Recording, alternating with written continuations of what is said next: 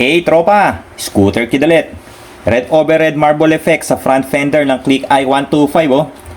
Ganda ng kombi. Medyo natuwa lang ako dahil kapag nasa arawan, nagbabago yung kulay. So ayan oh, tignan mo tropa. Pumupusyaw yung red niya sa ibabaw.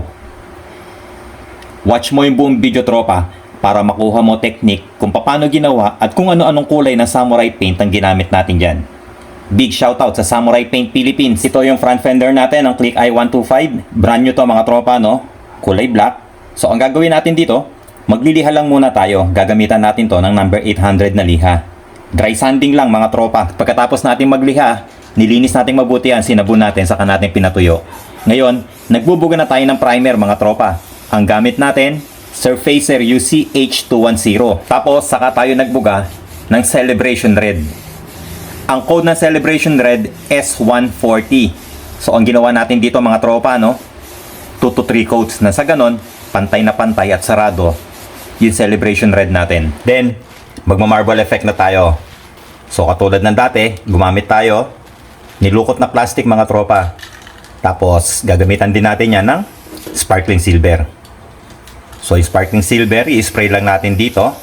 Tapos i-dip natin yung nilukot na plastic at saka natin idadampe dito sa ginagawa nating front fender. So ganun lang mga tropa no.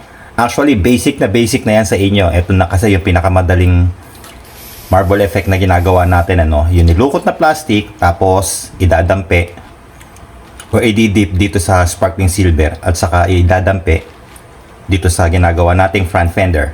So ayan, paulit-ulit lang hanggang sa mapuno. Pero dapat titignan nyo rin, maganda siyang tignan. Hindi yung parang bukol-bukol siya or patsi-patsi. Alright, at ito na itsura ng marble effect natin mga tropa. So ayan ano, tignan nyo, punong-puno na siya. Pero ang gandang tignan, nakakalat. Next step, magbubuga na tayo ng kulay. So gagamit tayo dito ng candy red.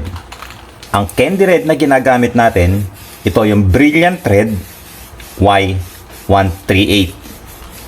So inuulit ko mga tropa no, Brilliant Red Y138 yung candy red. So ang gagawin natin dito, 2 to 3 coats. Actually, 3 coats to mga tropa para pantay na pantay. At ang panghuli, syempre magta-top coat na tayo mga tropa. So ito na no, nagbubuga na ako. Last and final coat na to at ang ginagamit ko, Clear 1128. Pwede kang gumamit ng K1K Clear tropa. So ang ginawa ulit ko dito mga tropa no, nagbuga tayo ng 3 coats ng Clear 1128.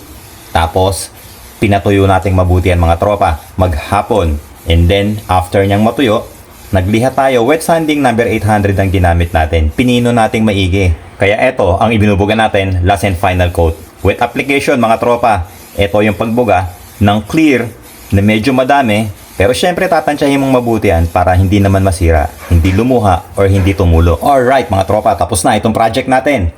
So eto na, silipin nyo ng mabuti yung red over red natin na marble effect. So unang-una tignan mo yung pagka-red niya no.